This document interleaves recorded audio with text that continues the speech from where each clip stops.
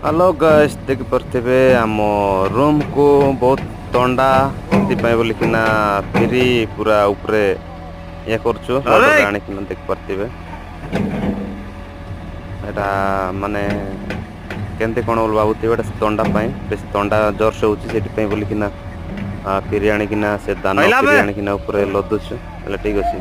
तो राती टू बेसी शीत लागिबोनी पर लागि जाउची तो केनती कोन देखा जिवो फास्ट रे एटा डंपिंग हो तापरे एटा टिके ए डाबा टीनटा आकु टिके ये कर दवा एटा कल पहले मारने आखे आखे